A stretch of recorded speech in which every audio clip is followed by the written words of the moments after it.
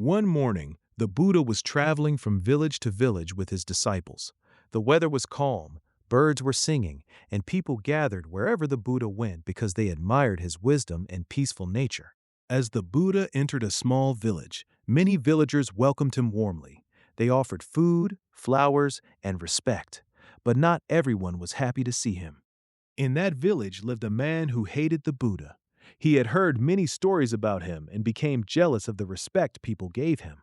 The man believed the Buddha was misleading people, and anger slowly filled his heart. When he saw the Buddha walking peacefully through the village, he became furious. The man pushed through the crowd and stood directly in front of the Buddha. "You are a fraud! You fool people with your words! You are weak, lazy, and useless!" The villagers became silent. The disciples of the Buddha were shocked and angry. Some of them wanted to stop the man immediately, but the Buddha remained calm.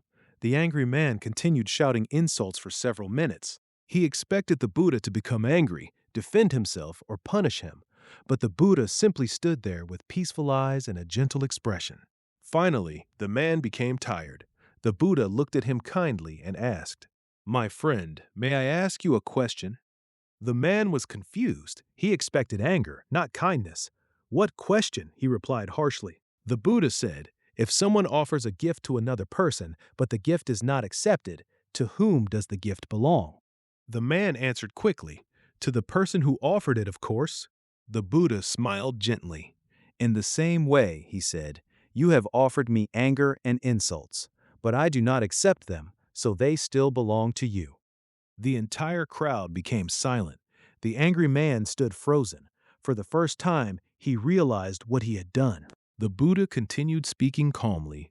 "Anger is like holding a burning coal with the intention of throwing it at someone else, but before you throw it, your own hand is burned first." The man's face slowly changed. His anger began to disappear, replaced by shame and sadness. He fell to his knees before the Buddha. "Please forgive me," he said softly. "I came here to hurt you, but instead I discovered my own ignorance." The Buddha placed his hand gently on the man's shoulder. "There is nothing to forgive," he replied. "When a person understands their mistake, wisdom has already begun." The man started crying. For years he had lived with anger, jealousy, and bitterness, but in one peaceful moment, the Buddha showed him a different path. The villagers watched in amazement. They realized true strength is not found in shouting, fighting, or revenge. True strength is remaining calm when the world around you is filled with anger.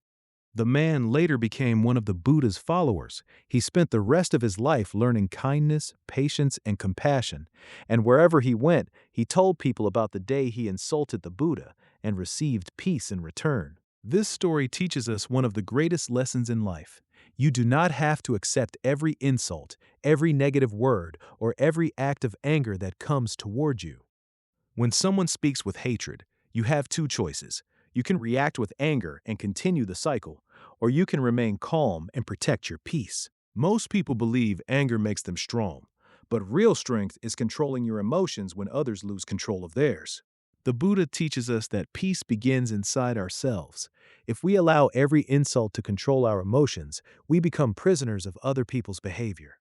But when we stay calm, patient, and wise, negativity loses its power.